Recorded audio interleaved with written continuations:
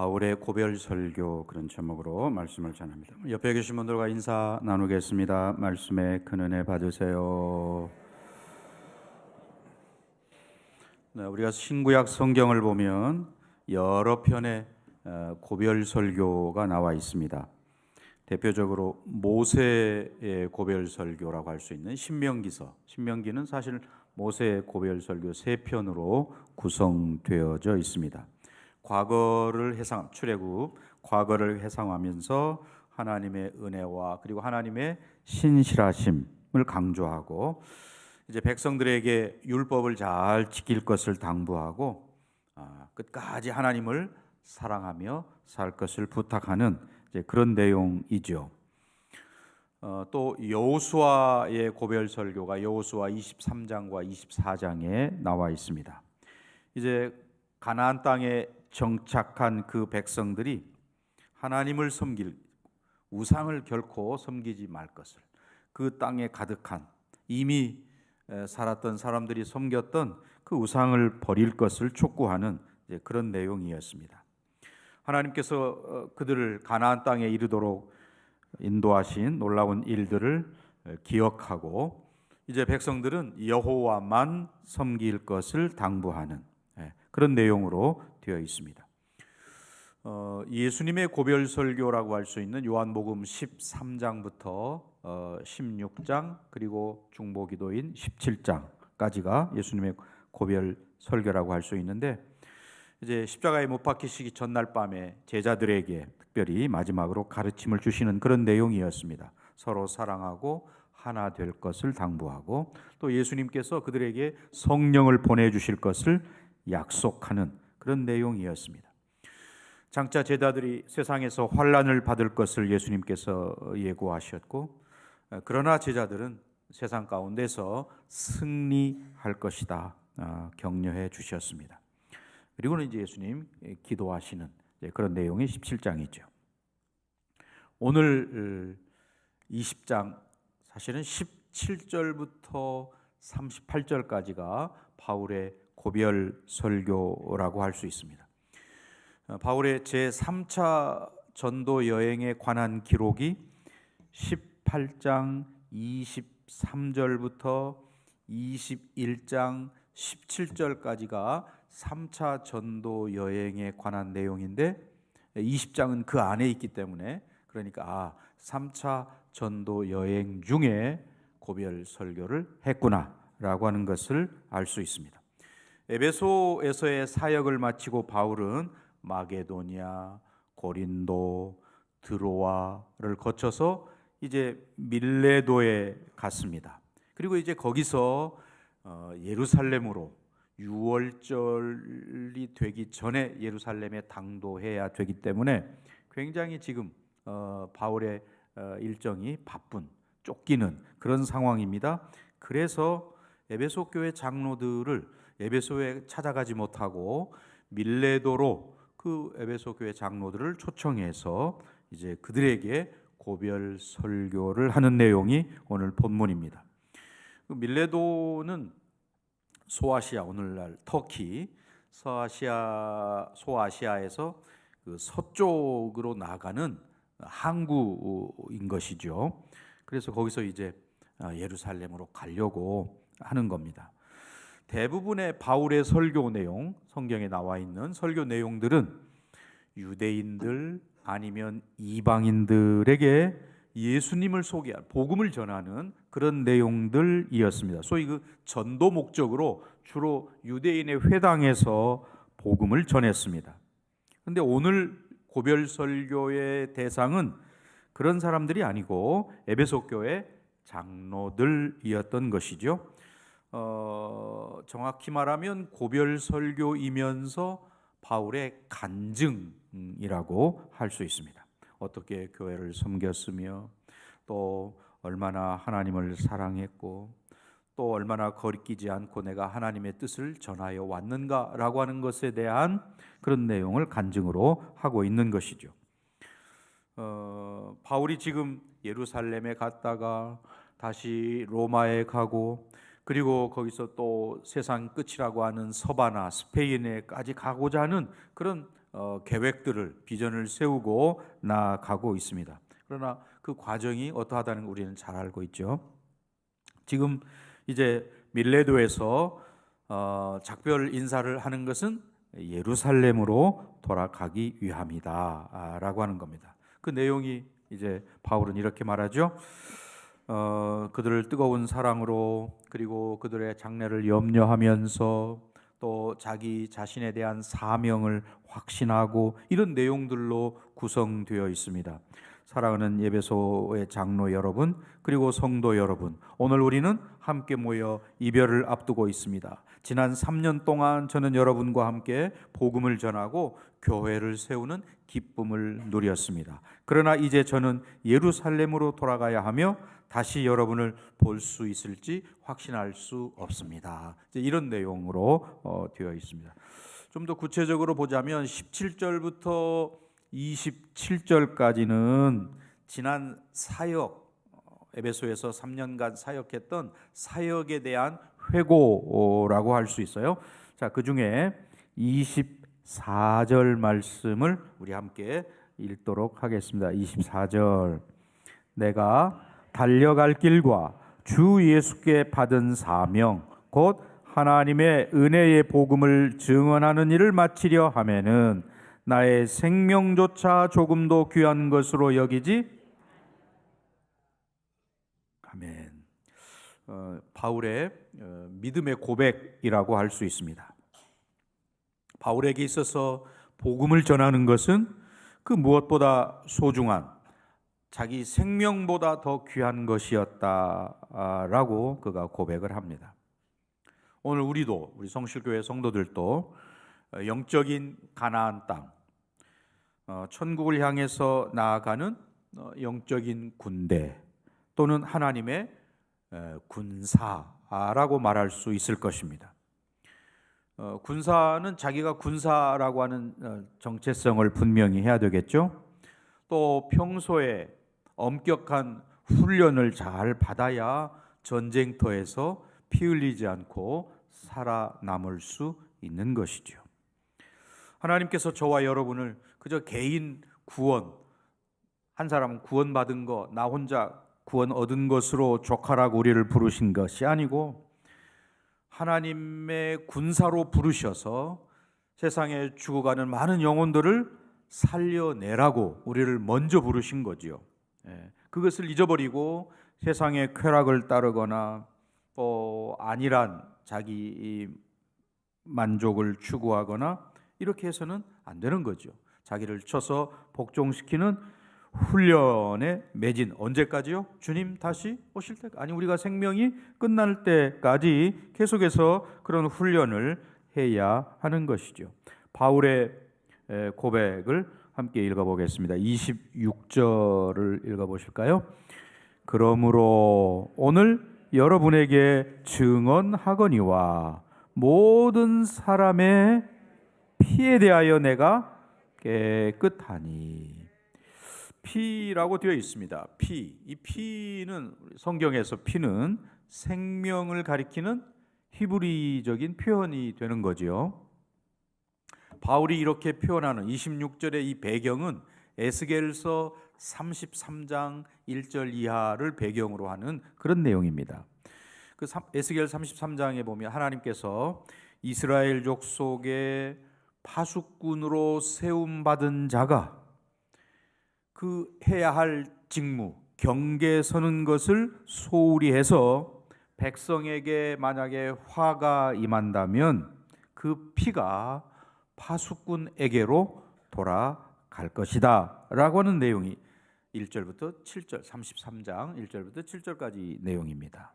그런데 파수꾼이 깨어있고 경계를 열심히 해서 자기 할 일을 다 하고 적이 쳐들어옵니다 알리고 이랬는데도 불구하고 여전히 악행을 행하고 또 파수꾼의 말을 무시하고 그렇게 해서 그 사람들이 죽게 되면 그리고 파수꾼은 살아나게 되고 그러면 그 사람들이 죽은 것은 자기들의 잘못으로 죽은 것이고 파수꾼은 자기의 할 일을 다 것이 되기 때문에 파수꾼의 생명은 보존된다라는 게 에스겔 33장 8절 9절까지의 내용입니다. 그래서 바울의 오늘 이러한 선언의 내용은 자기가 말하는 모든 사람의 피에 대하여 내가 깨끗하다라고 하는 것은 내가 복음을 전하는 사명을 잘 감당했다라고 하는 그런 내용이고요. 그게 아까 20절 올라가서 보면 20절 내용의 근거가 되기도 하는 거죠. 20절 보실까요? 유익한 것은 무엇이든지 공중 앞에서나 각 집에서나 거리낌이 없이 여러분에게 전하여 어떻게 했습니까? 가르치고 전하고 가르치는 일을 공중 앞에서 아니면 집에서 다 했다. 책무를 수행했다.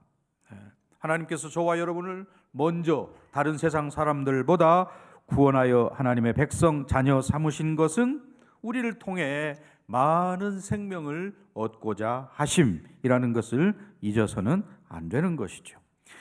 이제 28절부터 31절까지는 다가올 미래에 대한 그런 염려 그리고 당부의 내용이라고 말할 수 있겠습니다. 그 내용은 이렇습니다. 성령께서 여러분을 감독자로 세우셨으니 여러분은 양떼를 잘 돌봐야 합니다. 하나님께서 자기 피로 사신 교회를 잘 지켜야 합니다. 내가 떠난 후에 사나운 이리들이 여러분 가운데 들어와서 양떼를 아끼지 않을 것입니다. 여러분 중에서도 제자들을 끌어내어 자기들을 따르게 하려는 사람들이 일어날 것입니다. 그러므로 여러분은 깨어 있어 내가 3년 동안 밤낮으로 눈물로 각 사람을 훈계한 것을 기억해야 합니다. 이제 이런 내용이거든요. 28절부터는 주제가 좀 소위 전환되어서 에베소 장로들에게 권면하는 그런 내용입니다. 앞에서는 간증이라고 한다면 이제는 권면의 내용인데요. 지금 가장 먼저 바울이 이야기하는 교회에 대한 표현, 하나님이 자기 피로 사신 교회라고 하는 그런 표현을 쓰고 있습니다. 28절 한번 읽어볼까요? 28절 여러분은 자기를 위하여 또는 온 양떼를 위하여 삼가라. 성령이 그들 가운데 여러분을 감독자로 삼고 하나님이 자기 피로 사신 교회를 자기 피로 사신 교회라는 표현입니다. 여기 자기 피라는 말은 독생자 예수 그리스도의 피, 즉 예수 그리스도의 죽음이라는 대가를 지불하고 교회를 사셨다. 하나님의 하나뿐인 그 아들의 생명을 내어주고 그 값으로 교회를 샀다는 거죠. 부모로서 부모에게 있어서 자식보다 더 귀한 존재는 없는 거죠. 그래서 우리 부모님들이 내 목숨을 내어주고라도 구할 수 있으면 좋겠다, 이런 표현을 쓰는 거잖아요. 그 인격적인 우리 하나님께도 마찬가지입니다. 예수님은 그 태초 이전부터 하나님과 함께 하신 하나님의 모든 것 되신 분이라고 할 수 있죠. 그런데 그 예수님을 내어주고 교회를 사셨다면 그 교회는 하나님께 얼마나 귀한 것이겠는가. 하나님께서 자기 피로 사신 하나님의 교회라는 이 생각과 의식을 우리가 가져야 되는 거죠. 교회가 내가 마음대로 할 수 있고 하는 그런 게 아니고 하나님께서 피로 값주고 사신 교회라는 말입니다. 그래서 우리는 교회를 이 세상에서 가장 존귀한 곳, 또 그 교회를 보호하고 지키는데 우리가 최선을 다하고 그 일에 쓰임 받는 것에 영광스럽게 생각을 해야 되는 거죠. 교회가 어느 개인의 소유가 아니라는 겁니다. 그러니 우리는 하나님께서 피로 값주고 사신 교회구나라고 하는 것을 잘 의식해야 한다. 그래서 교회 모든 직분자들은 내 직분이 이게 그냥 내가 이렇게 얻은 게 아니고 하나님께서 맡겨주신 직분인 것이고, 교회 또한 하나님의 교회이기 때문에 내 개인의 소유가 아니고, 그래서 사실은 더 잘 관리하고 돌봐야 할 책임이 우리에게 있는 것이죠. 지금 바울은 그런 점에서 그 자기 피로 사신 그 교회가 자기가 떠난 이후에 안팎으로 에베소 교회를 해치려는 그런 무서운 대적들이 일어날 거다라고 하는 것을 29절, 30절에서 이야기를 하고 있는 거죠. 제가 29절, 여러분이 30절을 읽도록 하겠습니다. 내가 떠난 후에 사나운 이리가 여러분에게 들어와서 그 양떼를 아끼지 아니하며.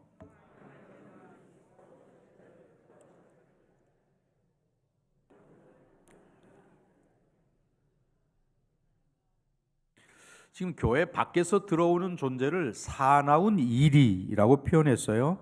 즉 에베소 교회의 밖에서 들어오는 사상들, 영지주의, 영과 육이 되어 있는데 영은 선한 것이라면 육은 악한 것이야. 그러니 영이 구원받았다면 육은, 악한 육은 아무렇게나 살아도 돼.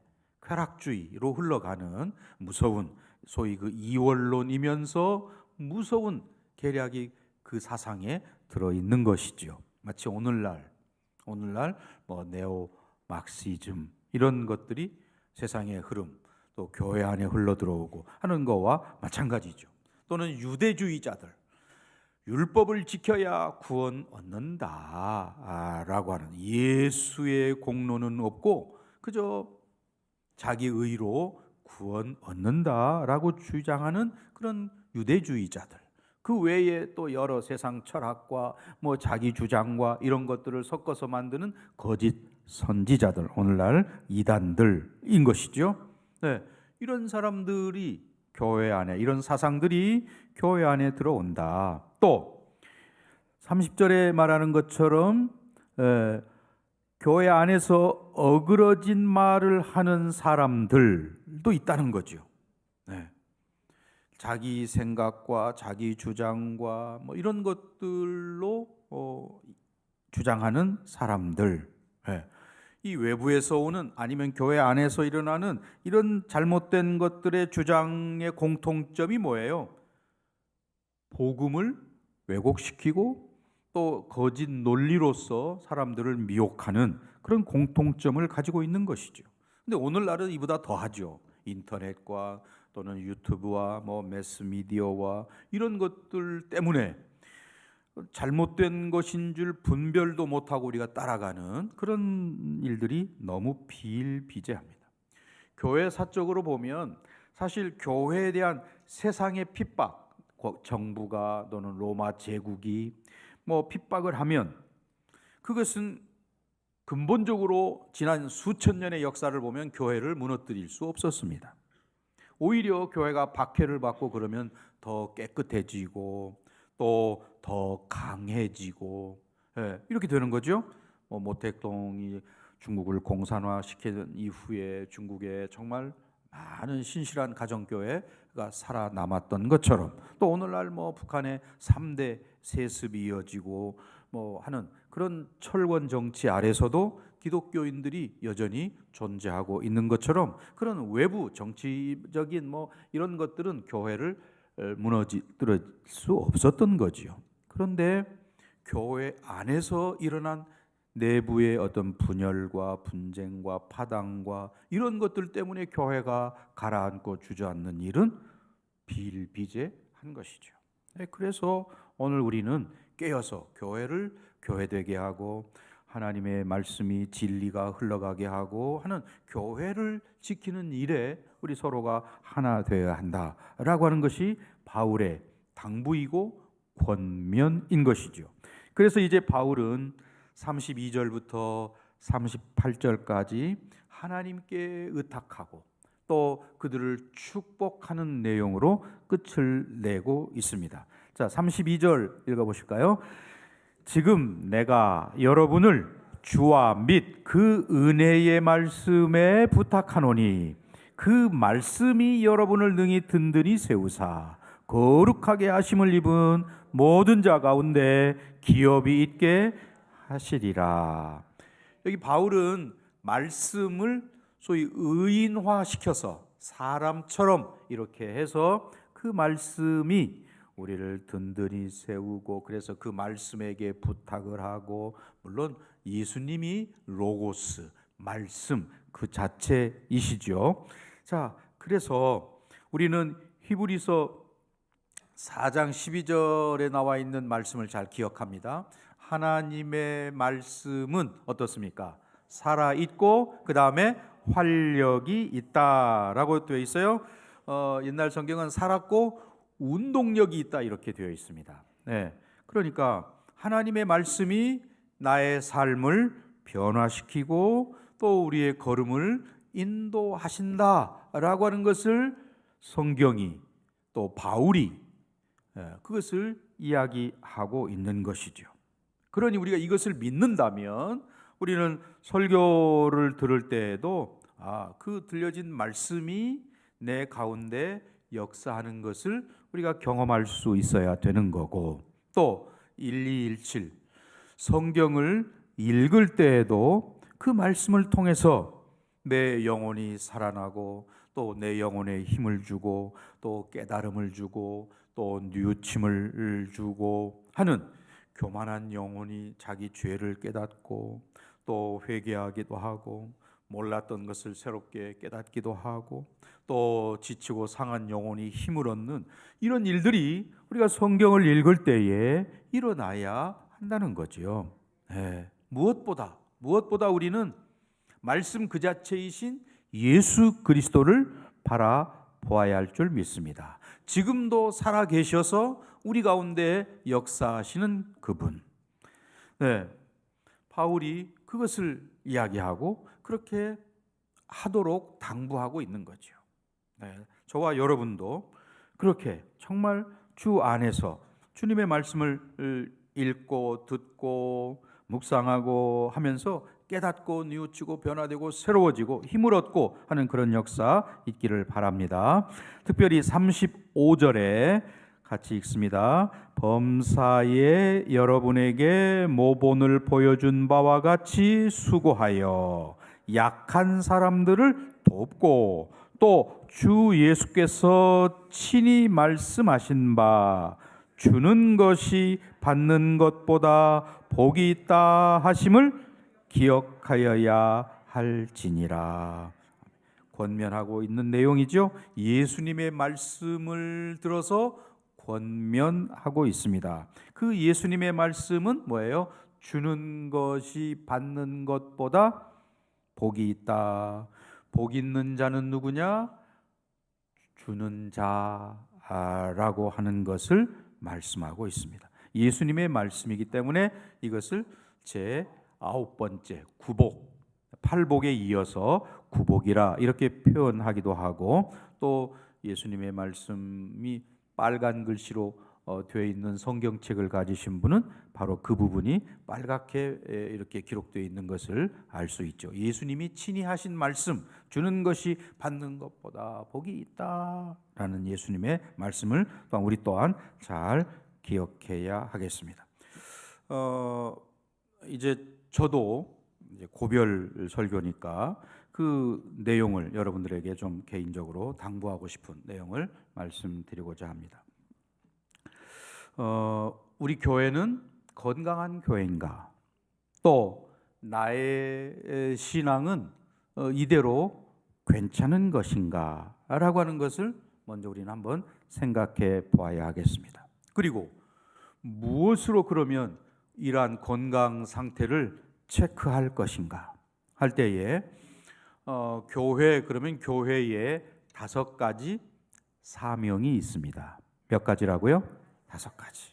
네, 그 5가지를 레이투르기아, 예배, 디다케, 교육, 그 다음에 코이노니아, 교제, 그 다음에 디아코니아, 봉사, 그 다음에 캐리그마, 선교, 이렇게 5가지로 학자들이 분류를 합니다. 건강한 교회, 성숙한 교회, 참된 교회는 이 5가지가 균형을 가지고 있어야 한다. 개인의 신앙도 마찬가지죠. 첫 번째가 예배라고 말씀을 드렸습니다. 삼위 하나님, 그 하나님을 기억하고 그분을 섬기고 찬양하는, 그분에게 감사와 영광을 돌리는, 이게 예배인 것이지요. 그래서 예배는 기독교 신앙의 핵심이다, 이렇게 말합니다. 그리고 이 예배는 세상 끝날까지 계속되어야 하는 것이죠. 우리 성도라고 할 때 성도는 우리의 초점이 주님께 맞춰져 있습니다. 그 주님께 초점을 맞추며 나아가는 게 바로 예배인 것이죠.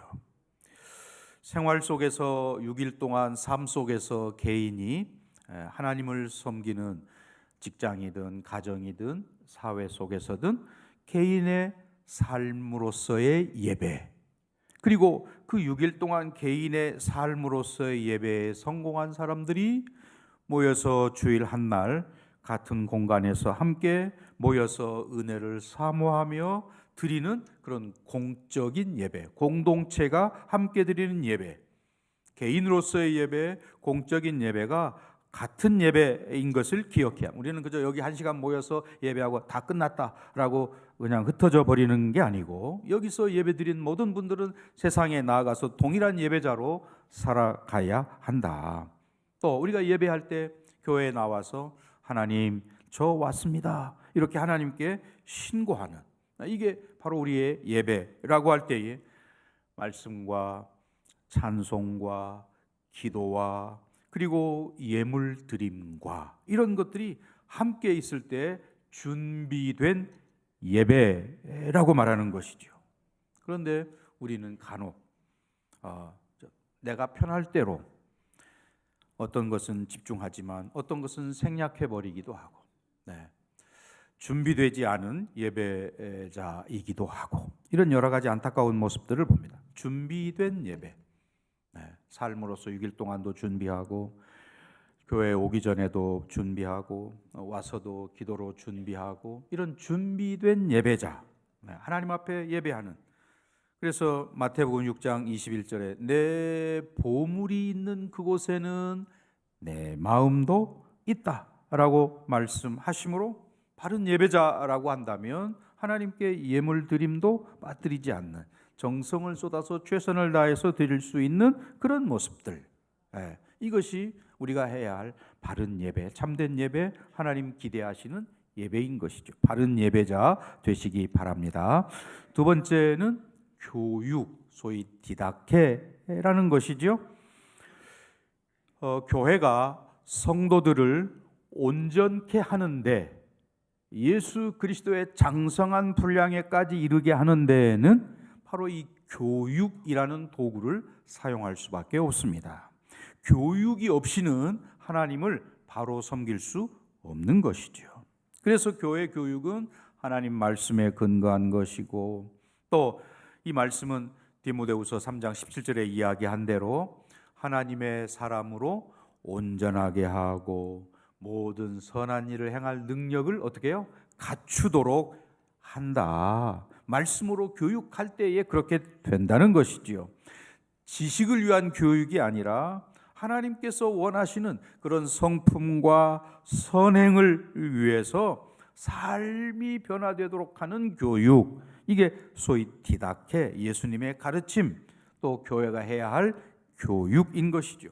하나님이 누구신지, 하나님이 어떤 일을 하셨는지, 또 그러므로 우리는 어떻게 살아야 하고 무엇을 해야 하는지라는 것. 우리가 하나님에 대해서 잘 모르면서 예배하는 것은 마치 저 산이나 들에 가가지고 뭐 절을 하고 손을 비비고 하는 사람들하고 별반 차이가 없는 것이죠. 하나님이 누구신지, 하나님이 어떤 인격적이신 분이고 지금 우리와 함께 하시는 분이라고 하는 그런 의식이 없이 우리가 그냥 예배의 자리에만 앉아 있다면 그저 산에 가서 절하고 손 비비는 사람과 별 차이가 없다는 것입니다. 그러므로 오늘 저와 여러분들은 정말 최선을 다해서 배워서 또 가르치고 또 깨달은 바 하나님에 대해서 바르게 예배하는 이런 디다케 교육에 힘을 써야 한다. 최근에 나온 책을 읽으면서 어떤 통계를 보니까 자신이 섬기는 교회의 사명과 비전에 대해서 잘 알고 있다 이렇게 대답한 분이 44.9%, 50%가 채 안 됩니다. 또 더군다나 자녀들과 신앙에 대해서 대화하는 부모는 5.3%, 95%는 자녀들하고는 그저 신앙적인 이야기 하지도 않는다. 그런데 자녀의 신앙에 가장 큰 영향을 미치는 것은 부모님이거든요. 가정에서 신앙 교육이 이루어져야 되는데 그러지 못하고 있다라는 것입니다. 그런 점에서 이 교육, 교회도 물론 힘을 쓰지만 가정에서 자녀들에게 신앙 교육을 더 힘쓰는 저와 여러분의 가정도 되시기를 바랍니다. 세 번째는 교제, 코이노니아라는 것이지요. 코이노니아는 그냥 뭐 먹고 마시고 이런 게 아니죠. 세상 사람들은 뭐 그렇게 할 수 있습니다. 그러나 교회는 정말 복음을 깨닫고 예수를 주로 고백하는 사람들이 그 예수 안에서 갖는 교제, 이게 성도의 참된 교제 코이노니아라는 것이죠. 우리 조금 전에 사도신경을 고백했습니다. 성도가 서로 교통하는 것과, 교통이 교제라는 말이에요. 그래서 새로 번역된 사도신경에는 성도의 교제와 이렇게 아예 번역을 그렇게 했습니다. 근데 우리는 옛날 사도신경으로 성도가 서로 교통하는 것과 이렇게 고백을 했어요. 성도의 교제, 코이노니아가 있어야 참된 교회라고 이렇게 우리가 지금 고백을 한 겁니다. 다 같이 고백을 한 거지요. 그러니 우리는 힘써 모여서 서로 교제하는 이 일을 힘을 써야 된다. 서로 사랑하라 라고 하는 주님의 명령을 실천할 때에는 사랑할 장이 있어야죠. 성도의 교제가 있는 그런 공동체가 바로 중요한 사랑을 실천할 현장이라고 말할 수 있는 것입니다. 그래서 우리는 대그룹으로 모이는 이 예배, 또 소그룹으로 모이는 교제 자리, 목장 모임이든 또는 교구 모임이든 그런 소그룹으로 모여서 하는 교제가 필요하다라는 것입니다. 힘써 우리의 신앙이 자라는 것은 오히려 대그룹보다 소그룹에서 서로 교제하고 위에서 기도하고 간증하고 하는 이런 일들을 통해서 이루어진다는 것이죠. 히브리서 12장 14절 말씀, 여러분 모든 사람과 더불어, 이 더불어라는 말 중요하게 봐야죠. 모든 사람과 함께, 영어 성경에서는 with라고 되어 있어요. 화평함과 거룩함을 따르라. 그 다음에 있는 말이 아주 무서운 말이죠. 이것이 없이는 아무도 주를 보지 못한다. 성도의 참된 교제를 통해서 우리가 주님을 만날 수 있고 주의 은혜를 깨닫고 이렇게 된다는 것이죠. 그런데 현대 어떻습니까? 개인주의, 또 각각 그냥 고립된 삶, 이런 것들이 교회 공동체를 위협하기도 하고 교회의 그런 소그룹의 기능을 약화시키기도 하는 거죠. 외로움과 또는 그런 사회적인 고립도와 이런 것들이 점점 많아지게 되면 이제 개인의 어떤 그런 많은 문제들이 생기게 됩니다. 그런 문제들을 공동체 안에서 나누고 기도하고 선배가 후배에게 또 조언하고 이렇게 함으로써 스스로 해결되어지게 만드는 것이죠. 그러니 이 소그룹의 중요성, 성도의 교제가 나누어지는, 이러기 위해서는 자연스러운 유대감, 또 오래 신앙생활했다고 해서 텃세 부리는 거 이런 것들이 없어져야 유기적인 연합과 또 성숙한 교제가 이루어지는 것이죠.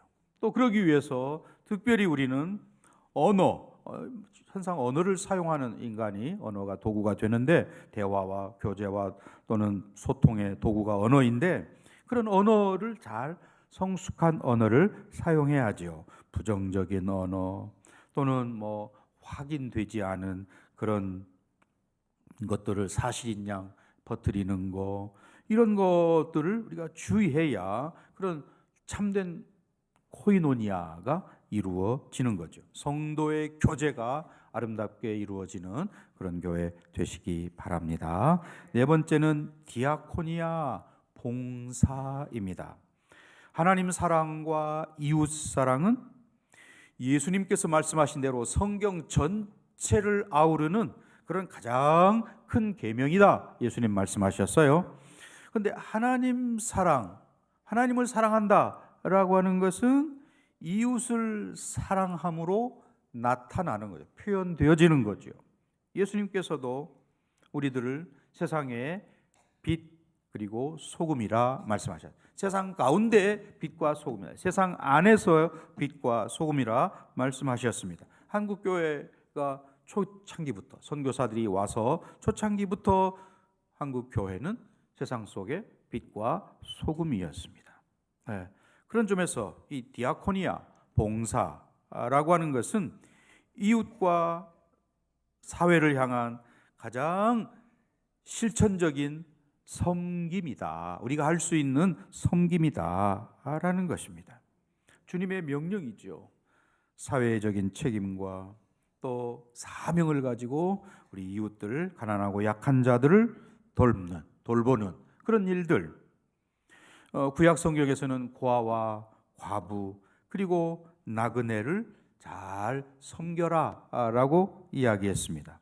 예수님께서는 더 확대해서 질병으로, 어린아이이기 때문에, 여성이기 때문에 인종적으로 차별을 받는 그 모든 사람들을 다 품어 섬기는 그런 분이셨습니다.